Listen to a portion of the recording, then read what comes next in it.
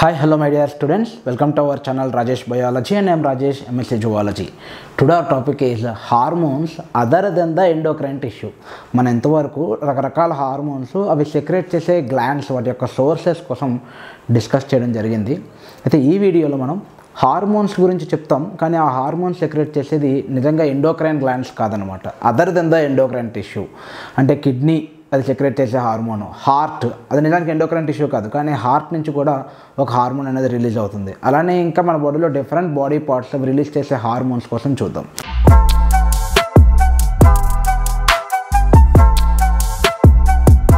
So first hormone from the kidney secret చేసే hormone వచ్చేసి rennin అని మనం ఎక్స్క్రేటరీ సిస్టమ్ చెప్పుకున్నప్పుడు రాస్ మెకానిజంలో రెనిన్ అనేది జేజీ సెల్స్ నుంచి రిలీజ్ అవుతుందని చెప్పుకున్నాం. అయితే కొన్ని బుక్స్లో లేదంటే కొంతమంది ఆథర్స్ రెనిన్ని ఎంజైమ్గా కన్సిడర్ చేస్తే, కొంతమంది ఆథర్స్ రెనిన్ని హార్మోన్గా కన్సిడర్ చేస్తారు. ఇక్కడ రెనిన్ ఏం చేస్తుందంటే యాంజియోటెన్సిన్ని స్టిమ్యులేట్ చేస్తుంది. యాంజియోటెన్సిన్ 1 ఆల్డోస్టెరాన్గా, యాంజియోటెన్సిన్ 1 యాంజియోటెన్సిన్ 2గా, యాంజియోటెన్సిన్ 2 ఆల్డోస్టెరాన్ని, ఆల్డోస్టెరాను సోడియం అండ్ వాటర్ అబ్జార్ప్షన్లో హెల్ప్ చేస్తుందని చెప్పేసి మనం ఎక్స్క్రేటరీ సిస్టంలో చెప్పుకున్నాం. సో ఆ రెనిన్ ఎక్కడి నుంచి సెక్రెట్ అవుతుందంటే కిడ్నీలో ఉండే జేజీ సెల్స్ సెక్రెట్ చేస్తాయి. JG cells are juxtaglomerular apparatus release చేస్తుంది రెనిన్ అనే హార్మోన్ని. ఈ రెనిన్ ఏం చేస్తుందంటే యాంజియోటెన్సిన్లో మళ్ళీ 1 and 2 అని ఉంటాయి. యాంజియోటెన్సిన్ 1 అనేది యాంజియోటెన్సిన్ 2గా కన్వర్ట్ అవుతుంది. యాంజియోటెన్సిన్ 2 అనేది ఎడ్రినల్ కార్టెక్స్ని స్టిమ్యులేట్ చేసి ఆల్డోస్టెరాన్ సెక్రెట్ అయ్యేలాగా స్టిమ్యులేట్ చేస్తుంది. ఈ ఆల్డోస్టెరాన్ వచ్చేసి ఎక్కువగా సోడియంని అలానే వాటర్ని కూడా అబ్జార్బ్ చేసుకుంటుంది. ఈ యాంజియోటెన్సిన్ ఆల్డోస్టెరాన్ కూడా రెండు కూడా వాసో కన్స్ట్రక్టర్గా యాక్ట్ చేస్తాయి. సో మన బాడీలో ఎప్పుడైతే బ్లడ్ ప్రెషర్ తగ్గిపోతుందో, గ్లోమెరులార్ బ్లడ్ ఫ్లో అనేది తగ్గిపోతుందో, గ్లోమెరులార్ బ్లడ్ ఫిల్టరేషన్ తగ్గిపోతుంది, ఆ టైంలో ఏం జరుగుతుందంటే కిడ్నీ దాన్ని ఐడెంటిఫై చేసి రెనిన్ సెక్రెట్ చేస్తుంది. ఆ రెనిన్ అనే హార్మోన్ యాంజియోటెన్సిన్ అనే హార్మోన్ ఆల్డోస్టెరాన్ని స్టిమ్యులేట్ చేసి ఈ రెండు కూడా యాంజియోటెన్సిన్ ఆల్డోస్టెరాన్ రెండు కూడా వాసో కన్స్ట్రక్టర్ అంటే బ్లడ్ ప్రెషర్ని ఇంక్రీజ్ చేస్తాయి. ఇది ఒక హార్మోన్. ఇవి కాదు, రెనిన్ అనేది ఒక హార్మోన్, కిడ్నీ నుంచి వస్తుంది, కిడ్నీ ఎండోక్రైన్ టిష్యూ కాదు. ఇంకొక హార్మోన్ ఉంది, చాలా చాలా ఇంపార్టెంట్, రెగ్యులర్గా అడిగే క్వశ్చన్ ఇది, ఎరిథ్రోపాయిటిన్ గురించి ఎక్కువగా అడుగుతూ ఉన్నారు. రీసెంట్గా కూడా నేను అబ్జర్వ్ చేసిన ఒక క్వశ్చన్ చెప్తాను మీకు. హీమోడయాలసిస్ తెలుసు కదా మీకు, కిడ్నీ సరిగ్గా వర్క్ అవ్వకపోయినట్లయితే కనుక డయలైజర్ పెడతారు, హీమోడయలైజర్. ఈ డయలైజర్లోకి బ్లడ్ వెళ్తుంది, తర్వాత అది అనవసరమైన వాటన్నింటిని కూడా ఎలిమినేట్ చేసి అవసరమైన వాటన్నింటిని కూడా ఉంచి మళ్ళీ ఆ బ్లడ్ బాడీ లోపలికి వస్తుంది. ఇదంతా ఎందుకు ఇంత స్పీడ్గా చెప్తున్నానంటే ఇవన్నీ మనం చాలా క్లియర్గా చాలా డీటెయిల్డ్గా పాత వీడియోస్లో చెప్పుకున్నాం కాబట్టి నేను ఇప్పుడు దీన్ని స్పీడప్ చేస్తున్నాను. ఈ ప్రాసెస్లో నేను అబ్జర్వేషన్ చేసిన ఒక క్వశ్చన్ ఏంటంటే, నీట్ క్వశ్చన్ ఏంటంటే, by using a hemodialyzer, which of the following is not possible? Removal of urea, removal of creatinine, absorption of this sodium or something, and removal production of RBC, which is going to affected అని చెప్పి ఒక question ఉంటుంది అనమాట. అంటే ఏ పేషెంట్లో అయితే kidney damage అవుతుందో ఆ పేషెంట్లో జరిగే హీమోడయలైజర్ ద్వారా తను బతుకుతున్నప్పటికీ ఒక ఫంక్షన్ మాత్రం జరగదు. ఏంటి అంటే ప్రొడక్షన్ ఆఫ్ ఎరిథ్రోపాయిటిన్. ఎందుకంటే కిడ్నీ ఆల్రెడీ ఫెయిల్ అయిందంటే ఎరిథ్రోపాయిటిన్ సరిగ్గా సెక్రెట్ అవ్వదని అర్థం. ఎరిథ్రోపాయిటిన్ కానీ సెక్రెట్ అవ్వకపోతే ఏమవుతుంది, ఆర్బీసీ అనేది ప్రొడ్యూస్ అవ్వదనమాట. ఒక హార్మోన్ యొక్క ఫంక్షన్ ఏంటంటే ఆర్బీసీ ప్రొడక్షన్. ఓకే, ఆర్బీసీ ప్రొడక్షన్లో కూడా ప్రోజెనిటార్ అని చెప్పేసి ఎరిథ్రాయిడ్ లీనియేజ్ ఉంటుంది. Myeloid lineage, erythroid lineage, lymphoid lineage అని చెప్పేసి కొన్ని లీనియేజెస్ ఉంటాయి. ఇవన్నీ కూడా మీకు అప్లైడ్ బయాలజీలో స్టెమ్ సెల్కి సంబంధించిన ఒక కాన్సెప్ట్ ఉంటుంది. ఆ స్టెమ్ సెల్కి సంబంధించిన కాన్సెప్ట్లో వస్తుంది ఎరిథ్రాయిడ్ లీనియేజ్, మైలాయిడ్ లీనియేజ్ అని చెప్పి, లింఫాయిడ్ లీనియేజ్ అని చెప్పేసి 3 డిఫరెంట్ లీనియేజెస్ ఉంటాయి. అందులో ఎరిథ్రోసైట్ని ప్రొడ్యూస్ చేసేది ప్రోజెనిటర్ అనమాట. ఎరిథ్రోప్రోజెనిటర్ అంటే ఎరిథ్రోబ్లాస్ట్ కన్నా కూడా ముందు ఉండే ఒక సెల్, ఆ స్టెమ్ సెల్ని ఇది స్టిమ్యులేట్ చేస్తుంది. బోన్ మ్యారోకి వెళ్ళి, అంటే మన బాడీలో ఆర్బీసీ నెంబర్ తగ్గిపోయినప్పుడు కిడ్నీలో ఉండే జేజీ సెల్స్, ఇది కూడా జేజీ సెల్స్ సెక్రెట్ చేస్తాయి. జేజీ సెల్స్, కిడ్నీలో ఉండే జేజీ సెల్స్ ఎరిథ్రోపాయిటిన్ని స్టిమ్యులేట్ చేస్తాయి. ఎరిథ్రోపాయిటిన్ వచ్చి బాడీ లోపలికి అది బోన్ మ్యారో దగ్గరికి వెళ్ళి బోన్ మ్యారోలో ఉండే ఎరిథ్రాయిడ్ లీనియేజ్ని స్టిమ్యులేట్ చేస్తుంది. ఎరిథ్రాయిడ్ లీనియేజ్ స్టిమ్యులేట్ అయ్యి ఆర్బీసీని ప్రొడ్యూస్ చేస్తుంది. ఇది ఈ హార్మోన్ యొక్క ఫంక్షన్. ఈ 2 హార్మోన్స్ కూడా కిడ్నీ నుంచి ప్రొడ్యూస్ అవుతాయి. ఇక ఇంకొక గ్లాండ్ మనం చూసినట్లయితే కనుక నిజానికి అది గ్లాండ్ కాదు, ఇంకొక ఆర్గాన్, హార్ట్ నుంచి కూడా ఒక హార్మోన్ అనేది ప్రొడ్యూస్ అవుతుంది. అదే ఏఎన్ఎఫ్. ఈ ఏఎన్ఎఫ్ గురించి కూడా మనం కిడ్నీ చెప్పుకున్నప్పుడే చెప్పుకున్నాం. Excretory products and their elimination అనే టాపిక్లోనే ఈ రాస్ మెకానిజం చెప్పుకున్నాం. అప్పుడే ఈ ఏఎన్ఎఫ్ కూడా చెప్పుకోవడం జరిగింది. ఏఎన్ఎఫ్ అంటే ఏంటంటే ఇది వ్యాసో డైలేటర్. రెనిన్ అనేది బ్లడ్ ప్రెషర్ తక్కువైపోతే అది రిలీజ్ అవుతుంది. ఈ ఏఎన్ఎఫ్ అనేది బ్లడ్ ప్రెషర్ ఎక్కువైపోతే రిలీజ్ అవుతుంది. రెనిన్ వల్ల రిలీజ్ అయ్యే ఈ యాక్టివిటీ అంతా కూడా వ్యాసో కన్స్ట్రక్షన్కి హెల్ప్ చేస్తుంది. ఈ ఏఎన్ఎఫ్ అనేది వ్యాసో డైలేటర్లో హెల్ప్ చేస్తుంది. అసలు ఏంటి ఏఎన్ఎఫ్ అంటే? ఏఎన్ఎఫ్ అంటే ఎట్రియల్ నాట్రియూరిటిక్ ఫ్యాక్టర్. ఏఎన్ఎఫ్ అంటే atrial natriuretic factor or ANP, atrial natriuretic peptide. ఏదైనా మనం చదవచ్చు దీన్ని. ఓకే, సో దీని యొక్క ఫంక్షన్ ఏంటంటే వ్యాసో డైలేషన్. ఇది బ్లడ్ ప్రెషర్ని తక్కువ చేస్తుంది, డిక్రీజ్ బ్లడ్ ప్రెషర్. ఇది హార్ట్ రిలీజ్ చేసే హార్మోన్ ఏఎన్పి, ఇది కిడ్నీ రిలీజ్ చేసే హార్మోన్ రెనిన్. ఈ రెండింటితో పాటు మన బాడీలో డిఫరెంట్ టిష్యూస్ నుంచి, రకరకాల టిష్యూస్ నుంచి గ్రోత్ ఫ్యాక్టర్స్ అనేవి రిలీజ్ అవుతాయి. అవేంటవి? Growth factors. మన బాడీలో ఉండే డిఫరెంట్ టిష్యూస్ ఈ గ్రోత్ ఫ్యాక్టర్స్ని రిలీజ్ చేస్తాయి. ఇవి ఎందులో హెల్ప్ చేస్తాయంటే మన బాడీలో ఉండే ఏదైనా ఒక టిష్యూ డ్యామేజ్ అయినట్లయితే కనుక ఆ డ్యామేజ్ టిష్యూ రిపేర్కి, ఆ డ్యామేజ్ టిష్యూ యొక్క గ్రోత్కి, అలానే నార్మల్ టిష్యూస్ యొక్క డెవలప్మెంట్కి ఈ గ్రోత్ ఫ్యాక్టర్స్ అనేవి హెల్ప్ చేస్తూ ఉంటాయి. బ్లడ్ వెజిల్ గ్రోత్కి హెల్ప్ చేయొచ్చు. లేదంటే ఏదైనా ఒక ఇంటర్నల్ టిష్యూ, ఏరియాలర్ టిష్యూలో ఏవైనా కొన్ని సెల్స్ కానీ తక్కువైపోయినట్లయితే కనుక ఆ సెల్స్ని మళ్ళీ రీఫామ్ చేయడానికి, ఫైబర్స్ని ఫామ్ చేయడానికి ఇలా గ్రోత్ ఫ్యాక్టర్స్ అనేవి రిలీజ్ అవుతాయి. గ్రోత్ ఫ్యాక్టర్స్ కూడా కెమికల్ మెసెంజర్సే, నాన్ న్యూట్రియంట్ కెమికల్సే, రిలీజ్డ్ ఇన్ ట్రేస్ అమౌంట్సే. కాబట్టి వీటిని కూడా మనం హార్మోన్గానే కన్సిడర్ చేస్తాం. చాలా చాలా ఇంపార్టెంట్. ఇది కూడా ఒక ప్రీవియస్ క్వశ్చన్. గ్రోత్ ఫ్యాక్టర్ అనేది రకరకాల టిష్యూస్ నుంచి రిలీజ్ అవుతున్నప్పటికీ గ్రోత్ హార్మోన్ అనేది మాత్రం యాంటీరియర్ పిట్యూటరీ నుంచి మాత్రమే రిలీజ్ అవుతుంది. గ్రోత్ హార్మోన్ వేరు, గ్రోత్ ఫ్యాక్టర్ వేరు.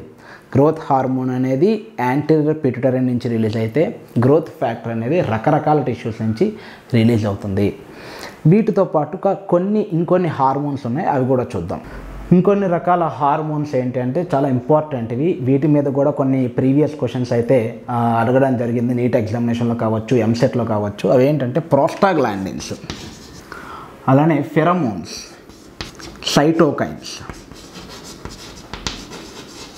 వీటి కోసం సింపుల్గా కొన్ని ఇంపార్టెంట్ టాపిక్స్ ఏంటనేది డిస్కస్ చేసి ఈ వీడియో ముగిద్దాం. నెక్స్ట్ వీడియోలో మనం హార్మోన్ మెకానిజం చూద్దాం.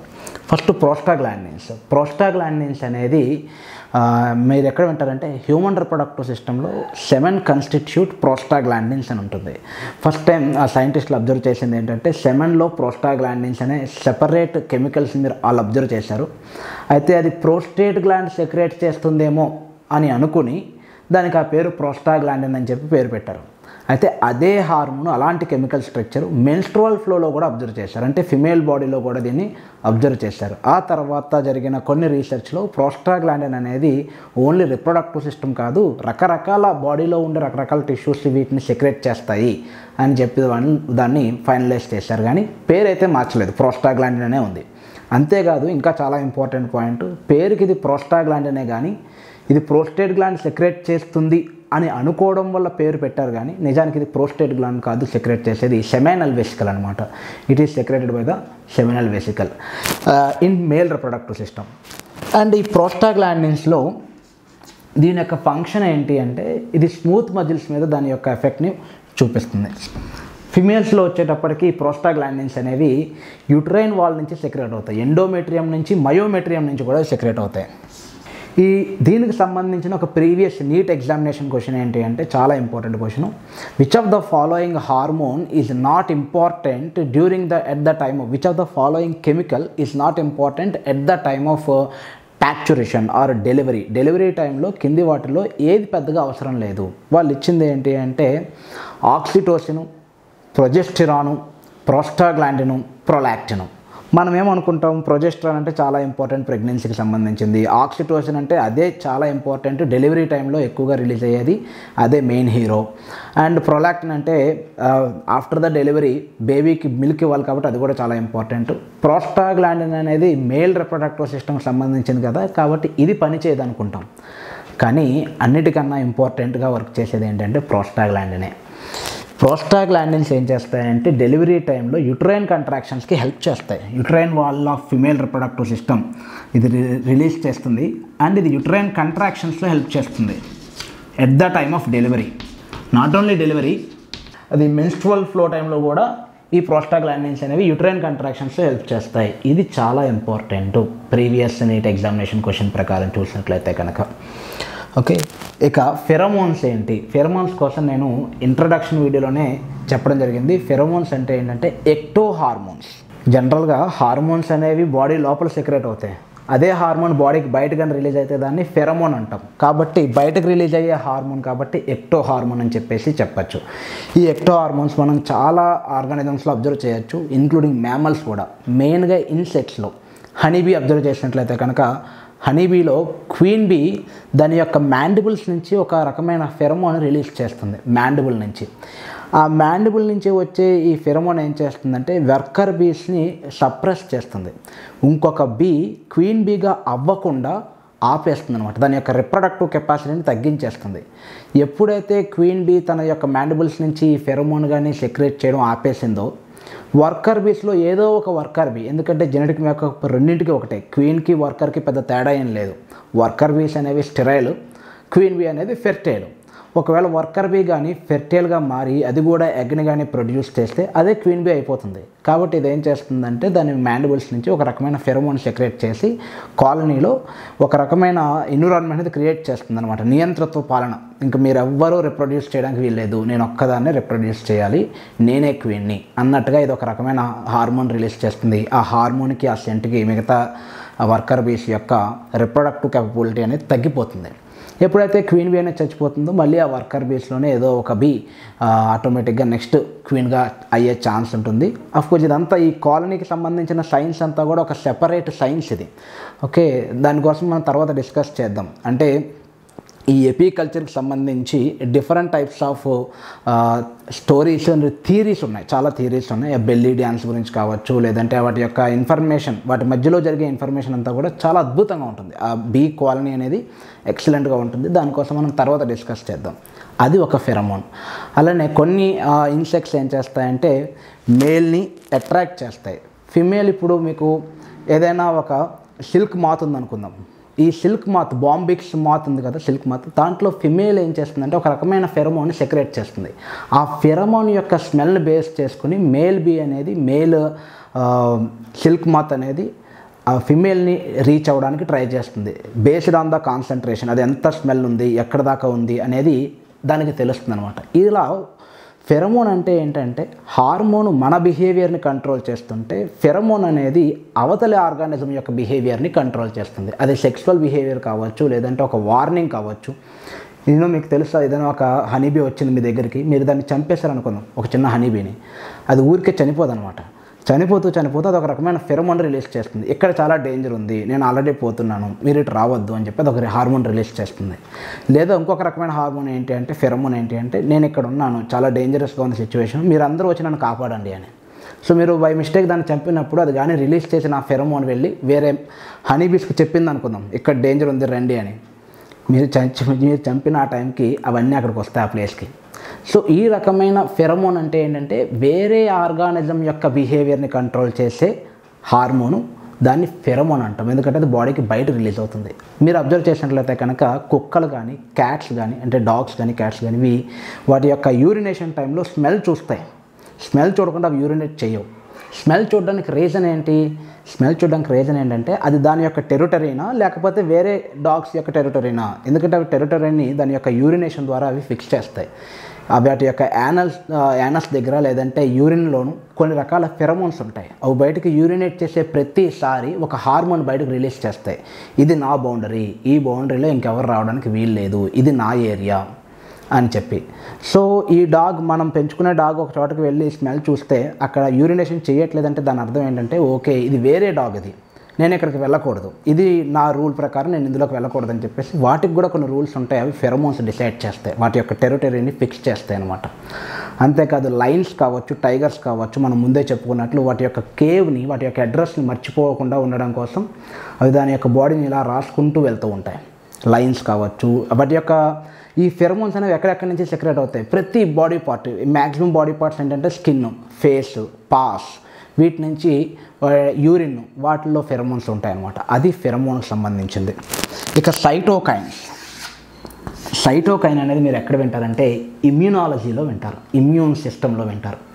సైటోకైన్ పేరులోనే ఉంది, kinesis by the cells prepare చేసి బయటకు రిలీజ్ చేసే వాటిని సైటోకైన్స్ అంటారు. ఇవి మేబీ ఇంటర్లుకిన్, ఇంటర్ అంటే బిట్వీన్, లుకిన్ అంటే లూకోసైట్, రెండు WBCలు మాట్లాడుకుంటాయి కదా, ఆ మాటల్ని మనం ఇంటర్లుకిన్స్ అని, అవి సెల్ ద్వారా కైనసిస్ అయ్యాయి కాబట్టి సైటోకైన్స్ అని చెప్తాం.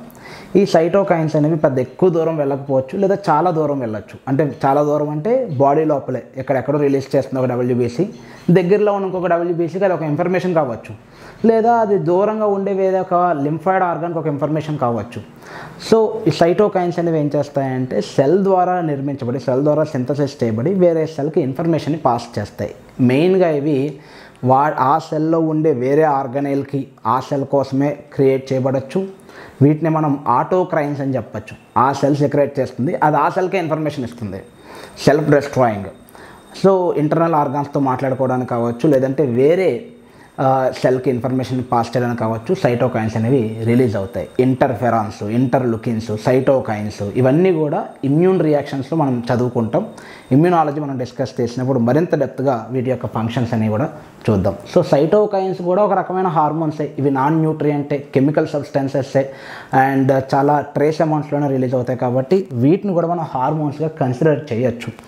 ఫెరమోన్స్ కూడా అంతే, అండ్ ప్రోస్టాగ్లాండిన్స్ కూడా అంతే. చాలా తక్కువ అమౌంట్లో సెక్రెట్ అయినప్పటికీ ఫెరమోన్స్ అనేవి అవతల ఆర్గానిజం యొక్క బిహేవియర్నే చేంజ్ చేయగలుగుతాయి. So this is about different types of hormones. మనం నెక్స్ట్ వీడియోలో హార్మోన్ క్లాసిఫికేషన్, వాటి యొక్క మెకానిజం చూద్దాం. Okay, so this is about today's class. Thank you. And మీరు ఇంతవరకు మన ఛానల్ కానీ సబ్స్క్రైబ్ చేసుకోకపోయినట్లయితే కనుక సబ్స్క్రైబ్ చేసుకోండి. అండ్ ఈ వీడియో మీకు నచ్చినట్లయితే లైక్ చేయండి, మీ ఫ్రెండ్స్ అందరికీ షేర్ చేయండి. Thank you. Have a nice day.